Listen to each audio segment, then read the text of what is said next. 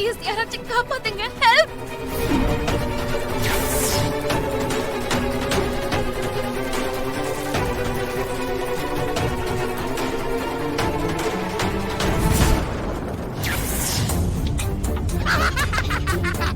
Sister, அடிக்கிற வெயிலுக்கு ice பார் கரைஞ்சு இந்நேரம் துர்கா கழுத்துல இருக்கிற கயிறு இறுகி உயிர் போயிருக்கும்ல சிஸ்டர்.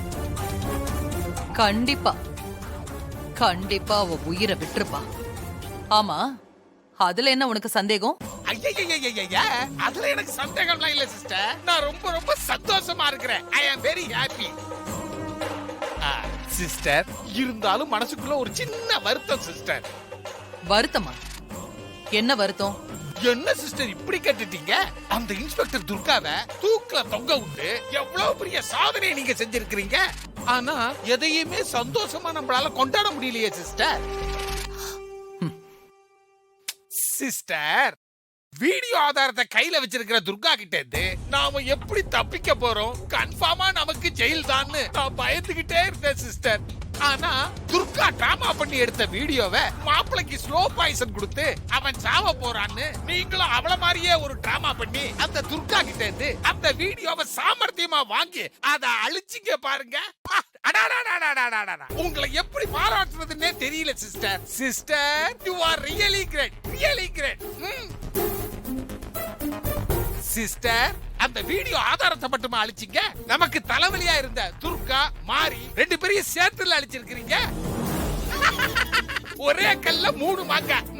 எவன் அடிப்பா? சிஸ்டர், இப்ப எனக்கு இருக்கிற சந்தோஷத்துல கடா வெட்டி ஊரையெல்லாம் கூட்டி பிரியாணி விருந்து வைக்கணும் போல இருக்குது சிஸ்டர். ஆனா அதெல்லாம் முடியாம போச்சேன்னு தான் ரொம்ப வருத்தமா இருக்குது சிஸ்டர்.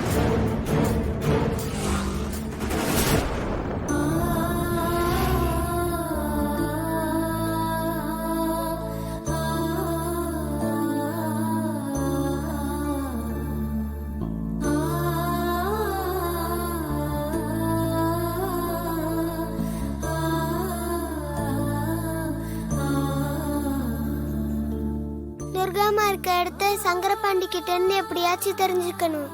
என்ன பண்ணலாம்? அந்த துர்கா இனிமே நம்ம லைஃபுக்குள்ள வரமாட்டா.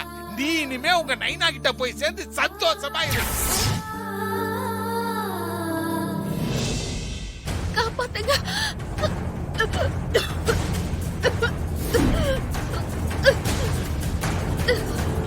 சிஸ்டர், சரி விடுங்க சிஸ்டர்.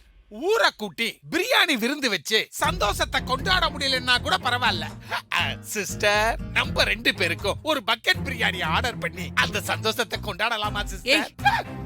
உணர்ச்சி வசப்பட்டு முட்டாள்தனமா அந்த மாதிரி காரியத்தை எல்லாம் பண்ணாத.